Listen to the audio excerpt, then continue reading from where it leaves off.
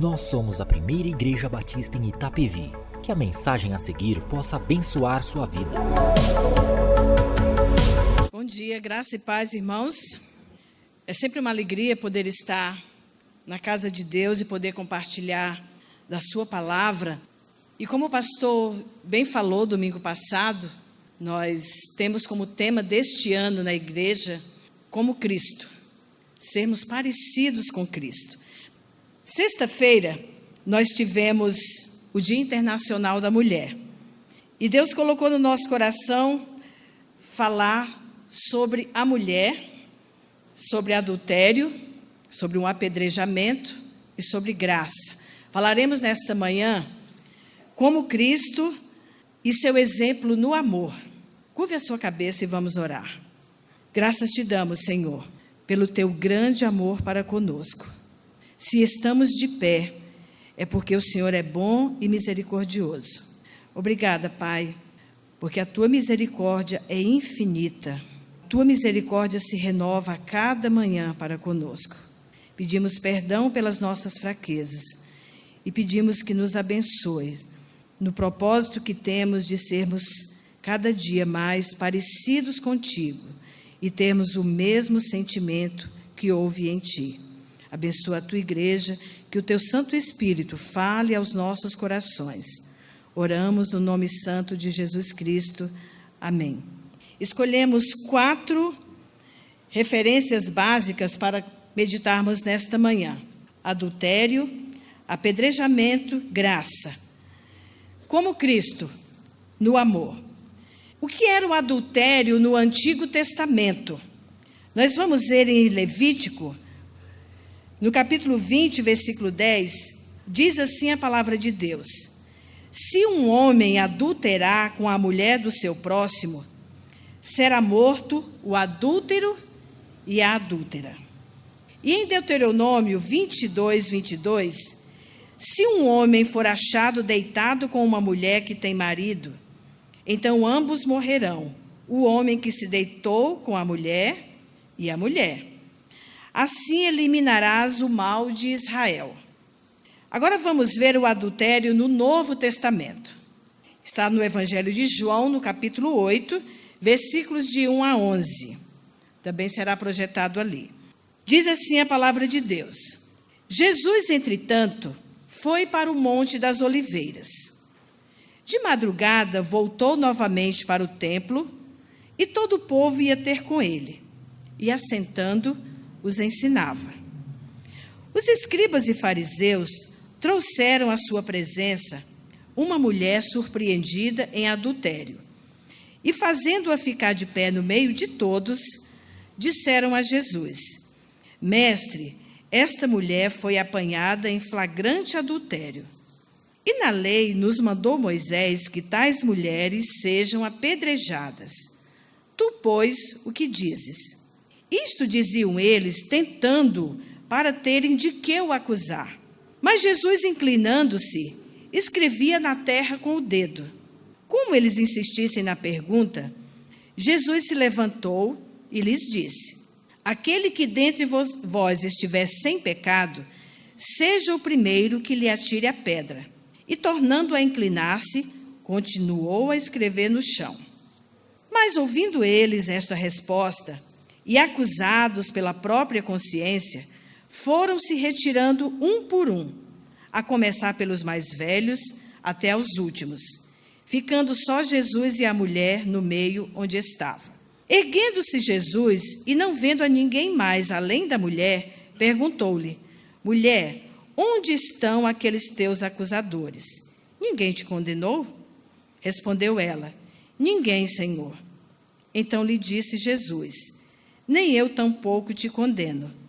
Vai e não peques mais. Como Cristo, no amor. As estatísticas dizem para nós que as mulheres hoje têm sido mortas apenas por serem mulheres. É o feminicídio. Só o fato de ser mulher, ela está incomodando a sociedade. E muitas mulheres têm sido mortas. Lemos em Levítico e Deuteronômio que a mulher era considerada adúltera. O homem não era considerado adúltero. O homem podia ter quantas mulheres quisessem. E se formos fazer uma pesquisa hoje, há muito homem que diz, por que esse tempo acabou? Mas no tempo da graça, Jesus diz, cada homem tenha a sua única mulher. E cada mulher tenha o seu marido.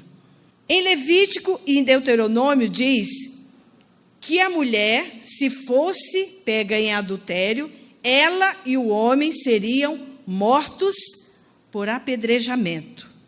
Os dois seriam mortos. Vivemos hoje no tempo da graça. Jesus veio ao mundo para nos trazer as boas novas de salvação. Ele veio buscar e salvar o que se havia perdido. Jesus não veio condenar. Ele veio dar vida e vida em abundância.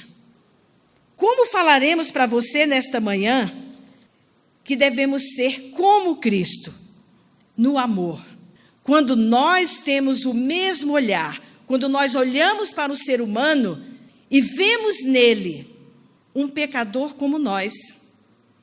Nós não podemos olhar para um outro ser humano e achar que ele não é digno de graça e misericórdia, por ele ter uma posição social diferente, por ser pobre, por ser rico, por ser negro, por ser branco, por ser um marginalizado pela sociedade.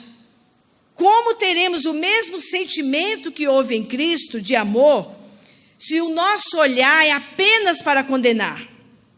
Que tipo de olhar temos? A lei dizia que deviam ser mortos. E eu digo para você agora, vamos pensar numa questão intrigante. Por que não continuamos a matar as pessoas que cometem crime de adultério? É uma questão intrigante. O foco de Deus no Antigo Testamento era eliminar o pecado. Quando nós lemos Levítico, Deuteronômio, os livros da lei, que é o Pentateuco, os 5 primeiros livros da Bíblia, ali nós vemos que para cada delito, para cada infração, se pagava com a vida. Era necessário eliminar o pecado do meio do povo. Precisava limpar. O povo não podia se contaminar com o mal, e muitos pagavam com a própria vida. O foco era expulsar o pecado. Você errou, paga com a sua vida. E hoje nós queremos que volte a pena de morte. Esse é o olhar de Jesus? Você matou, você tem que pagar. Jesus Cristo é a nossa saída para a eliminação do pecado. Por que quem era pego numa infração ou num ato pecaminoso, no adultério, que é o que estamos falando aqui, seria morto? E esse ato, essa atitude, não era algo que acabava com o pecado. Surgiam outras pessoas que iam cometer o delito. Era falho. Matamos uma adúltera hoje apedrejada, amanhã tinha outra, e depois de amanhã outra. E não acabava. A lei era falha. Você acha que colocar pena de morte no Brasil, nós vamos acabar com os assassinos? É isso? Quem matou tem que morrer também? A pena de morte é um meio imperfeito de eliminar o pecado. Sabe por quê? Isso eu não projetei. Abra sua Bíblia em Efésios 2. Efésios capítulo 2. A partir do verso 1. Ele nos deu vida, estando vós mortos nos vossos delitos e pecados, nos quais andastes outrora, segundo o curso deste mundo, segundo o príncipe da potestade do ar, do espírito que agora atua nos filhos da desobediência, entre os quais também todos nós andamos outrora, segundo as inclinações da nossa carne, fazendo a vontade da carne, dos pensamentos, e éramos, por natureza, filhos da ira, como também os demais. Nós estávamos mortos. Éramos, por natureza, filhos da ira, fazendo a vontade da carne, dos pensamentos. Eu não sou melhor do que um assassino. Eu não sou melhor do que nenhum outro pecador. Jesus olha para nós e nos vê pecadores, carentes da sua graça e misericórdia. Se eu tenho que ter em mim o mesmo sentimento que houve em Cristo, eu tenho que ter um olhar de amor por aquele que está perdido e precisa de uma oportunidade de encontrar Jesus e ser uma nova criatura. Eu não tenho que ter um olhar de morte para cima dele. Você tem que morrer mesmo, você não vale nada, você é um lixo. Não foi esse olhar de Jesus para aquela mulher adúltera. No versículo 4 de Efésios diz: mas Deus, sendo rico em misericórdia, por causa do grande amor que nos amou, e estando nós mortos em nossos delitos e pecados, nos deu vida em Cristo. Você quer uma declaração de amor mais linda do que essa? Estando nós mortos, pelo grande amor com que nos amou, nos deu vida. Fomos alcançados por este amor. Tu, pois, que dizes? É o nosso próximo slide. Jesus estava sendo perseguido antes de chegar nessa situação de quando trouxeram uma mulher adúltera para ele. Eu fiquei imaginando a cena. Os escribas e os fariseus estavam tentando achar Jesus em algum ato falho para terem de que o acusar. A fama de Jesus corria com os seus milagres, com os seus ensinamentos, e eles procuravam alguma falha em Jesus. E Jesus passou a noite em oração, no Monte das Oliveiras. E de madrugada ele volta para o templo, e a Bíblia diz, no texto que nós lemos em João, que ele chega e ele senta e começa a ensinar. Acho fantástico a forma que Jesus faz. Ele chega e uma multidão chega e se senta ali ao redor dele, e Jesus começa a ensinar sobre o reino de Deus. Voltando no texto lá, diz que Jesus estava sentado, de repente chega um grupo de escribas e fariseus e interrompem Jesus no meio do seu ensino. E trazem uma mulher que foi pega em flagrante adultério. Engraçado, né? Cadê o homem que estava com ela? Só trouxeram a mulher. Não foi um flagrante? E onde estava o homem? Deu um jeitinho de escapar, né? Só trouxeram a mulher. Aí já foi uma armadilha para Jesus isso aí. Mestre, essa mulher... E fizeram questão de deixar a mulher bem no meio de todo mundo, uma situação vexatória, humilhante. Essa daí, estava adulterando. A lei diz que ela tem que ser apedrejada. Olha a situação, olha como é que Jesus fica. Jesus deixa aqueles homens no vácuo, né, como diz. Não fala nada. A mulher ali, eles acusando a mulher, e eles insistem. Você não vai dizer nada, essa mulher tem que ser apedrejada, diz a lei. Ela foi pega adulterando.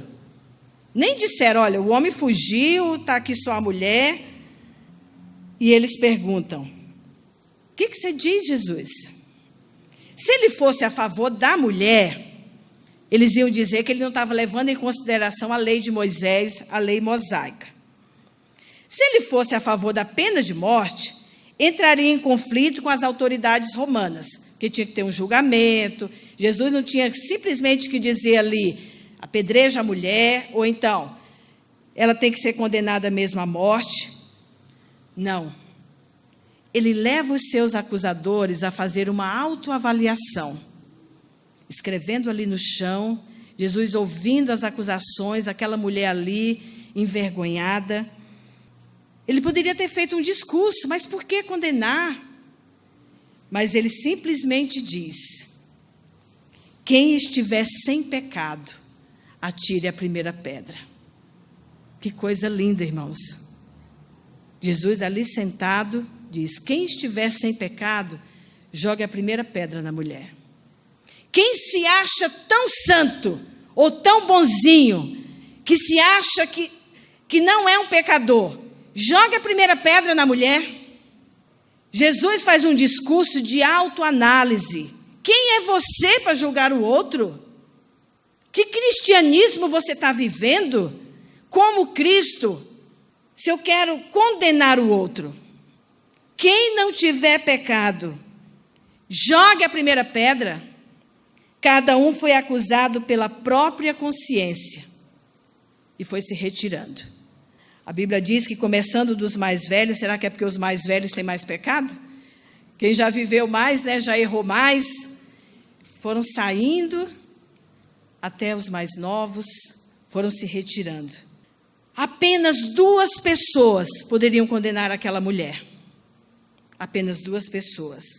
Ela própria, por se achar impura, marginalizada, por se sentir envergonhada, desprezada. Eu não mereço perdão. Olha a condição que eu estou, que vexame que eu estou passando. Eu não mereço perdão mesmo. Ela mesma poderia não se perdoar. E o próprio Jesus poderia condenar, porque santo somente Ele. Sem pecado, apenas Ele. Mas não. Ele dá a oportunidade àquela mulher de nascer de novo, de reconstruir sua vida, de andar em novidade de vida, de conhecer o Evangelho das Boas Novas. Enfim, de ser uma nova criatura em Cristo. O único que poderia condená-la foi o que não condenou. Ele pergunta: onde estão os teus acusadores, mulher? Porque todos se retiraram. Apenas ficou Jesus e a mulher. Ninguém te condenou? Ela falou: não, Senhor, ninguém. Eu também não te condeno. Muitas pessoas leem um versículo até aí. Jesus não condenou a mulher adúltera. Mas o versículo não para aí. Jesus diz: eu não te condeno. Vai e não peques mais. Esse é o grande desafio.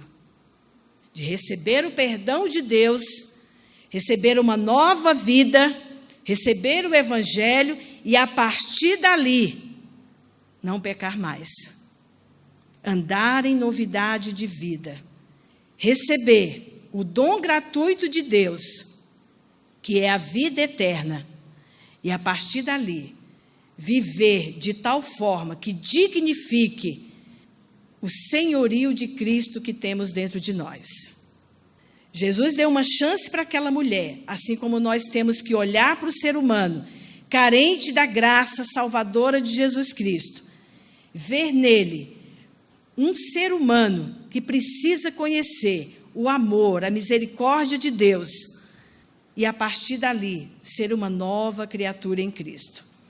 Jesus olhou para aquela mulher e não condenou, disse: vai e não peques mais. Ele diz para nós hoje: meu filho, não peques mais.